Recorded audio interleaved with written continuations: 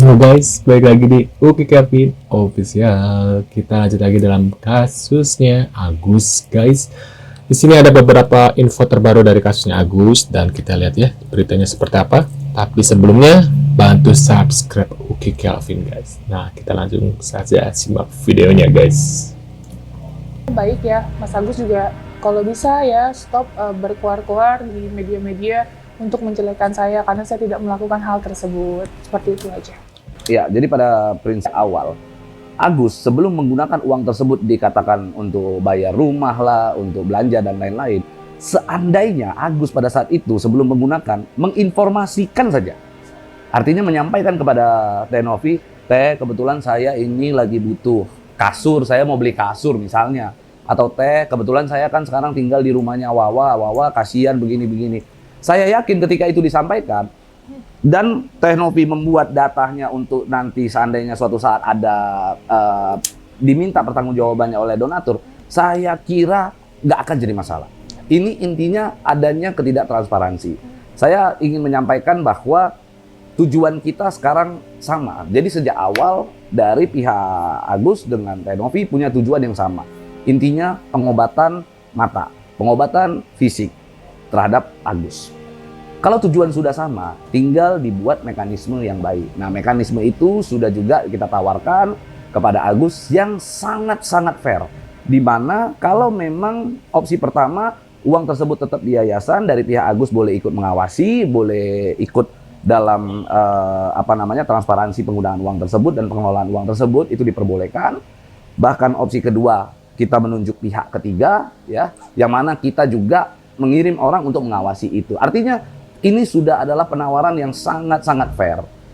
Intinya pesan saya kepada Agus, pesan saya juga kepada sekaligus kuasa hukum daripada Agus. Di sini kita bukan bicara menang atau kalah. Di sini kita bukan bicara tentang sebuah permusuhan yang mana butuh sebuah pengakuan, wah gua ini pengacara hebat, gua ini adalah orang yang menang. Kita nggak butuh itu. Intinya dalam hal ini, kami sepakat ya, kita sepakat dengan seluruh tim kuasa hukum bahwa kalau dengan menyanjung-nyanjung kuasa hukum daripada Agus, menyanjung-nyanjung, oh pokoknya kuasa hukum Agus paling hebat deh. Lalu kita harus merendahkan hati kita serendah-rendahnya untuk pengobatan Agus. Dengan dua mekanisme yang kita buat, kami lakukan. Agus gak sedih, Agus banget lagi.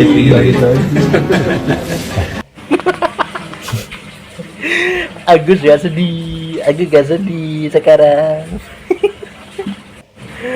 Orang mah ya kalau misalnya udah kena mental kayak gitu ya, nangis kah atau gimana kah? Ini kagak, Cok.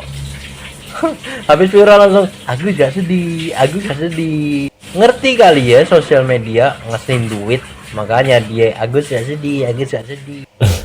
Sebenarnya dia senang jadi buta. Bu Teti, sebelum kita tahap untuk melanjutkan ini, Terima kasih berarti sudah menunjukkan kebenaran dari semudra dia bisa lancar meraih tangkai gelas lalu tos lalu minum. Kalau musisi ini pecinta kopi, kalau Agus pecinta teh ya. Jadi kita mau tos nih. Oh ayo dong. Oh, ayolah kita merayakan hari Jadi, kebangkitan kita ya. Oke siap, ini kita merayakan hari kebangkitan kekuatan Yuk, kita. silakan minum.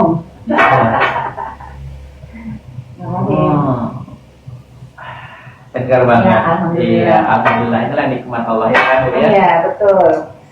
Segar banget. Aku sedih banget. Iya. Ganti-ganti. Aku seneng banget. Aku seneng banget. Iya, Bu, ya. betul. Kan tadi kan kita sudah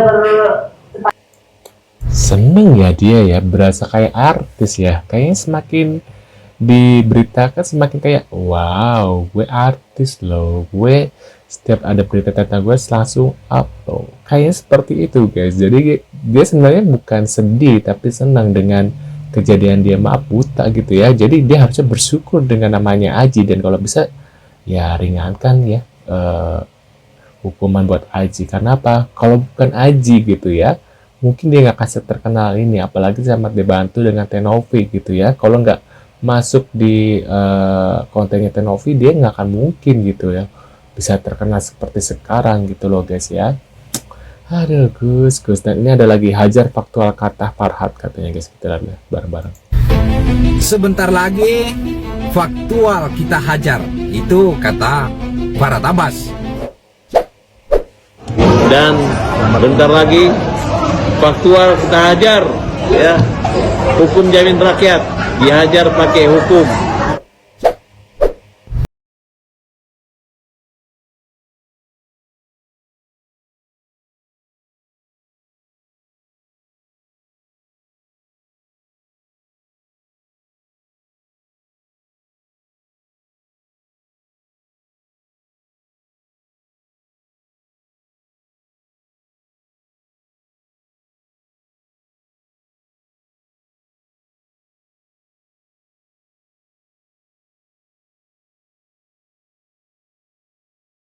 Ya sudahlah. Asik lagi. Tadi Ya, malam Agus Salim minta ganti rugi 1 triliun kepada surat Tenovi. somasi dari Alq Indonesia Law Firm. Ini kantor hukum dari penasihat hukum Agus Salim. Saya menyoroti poin ke-7 ya. Ini nanti akan saya bacakan. Bahwa berdasarkan hal-hal tersebut di atas, maka patutlah saudari Novi bersama dengan yayasan miliknya tersebut dinyatakan telah melakukan perbuatan melawan hukum.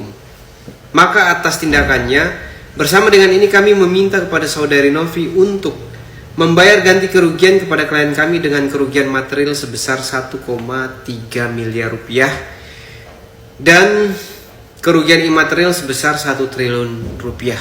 1 triliun teman-teman. Kalian bisa bayangkan, dari awal Tenovi ini mempunyai niat baik. Saudara Agus ini datang meminta bantuan, kemudian sudah dibantu.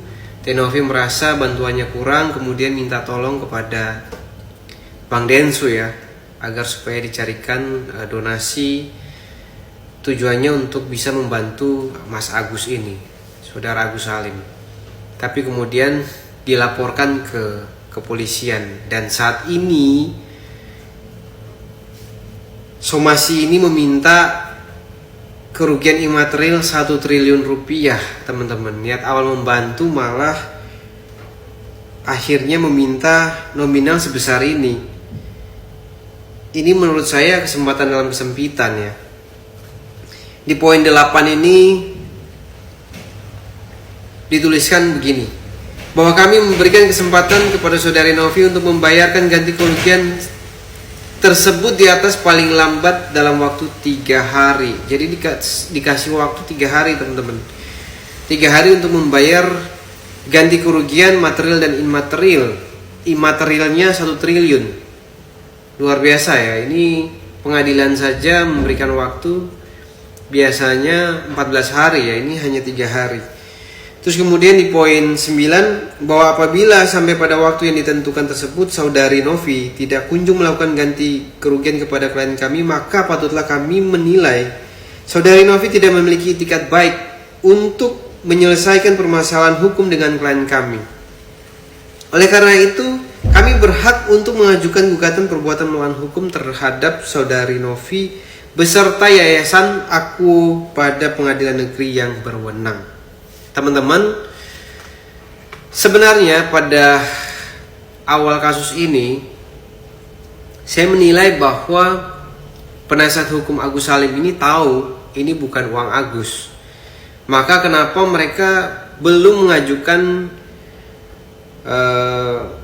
gugatan ke pengadilan? Di dalam Perma nomor 1 tahun 1956 itu dikatakan dalam hal terjadinya perkara perdata dan pidana, itu perkara pidananya dapat ditunda terlebih dahulu ya teman-teman. Jadi bisa mengajukan gugatan ke pengadilan dulu perkara perdatanya. Tapi kenapa malah perkara pidananya duluan yang diajukan? Jadi saya rasa ini karena mereka tahu ini bukan uang Agus, dan memang ini bukan uang Agus, ini uang daripada donatur ya. Kecuali Agus bekerja keras mendapatkan 1,3 miliar tersebut. Itu ya, jadi ini luar biasa, 1 triliun. Apa pendapat teman-teman tentang ini? Kalian bisa tulis di kolom komentar teman-teman. Mendatangi Polda Metro Jaya, mungkin sudah ada perkembangan terbarunya apa rencana untuk membuat sebuah laporan? Informasi yang saya dapat dari klien kami, Nengika, udah ada beberapa berkas ataupun data yang sudah dilampirkan. Hanya mungkin masih ada beberapa kekurangan yang masih kita tunggu kemarin kita menyampaikan hari Rabu kemarin deadline, tapi karena kebetulan orang tuanya Neng Wika itu lagi sakit dirawat, jadi saya belum sempat ketemu lagi mau di deadline sampai hari apa. Tapi yang pasti kalau sampai hari Rabu kemarin kita belum mendapatkan berkas yang lengkap, Neng Wika kemarin sudah meminta kepada kami untuk segera mengirimkan somasi secara resmi melalui surat terhadap yang bersangkutan. Jadi kami masih menunggu informasi terbaru dari Neng Wika setelah mungkin selesai dari Menurut pendapat kalian gimana nih setelah melihat berita dari kasusnya ini? Dan aku lihat tadi ya, kok bisa ya si Agus ininya pas ya? Menurut kalian gimana? Tulis di kolom komentar. Terima kasih sudah hadir dan jangan lupa bantu subscribe ke kami dan sampai jumpa di video selanjutnya. See you guys.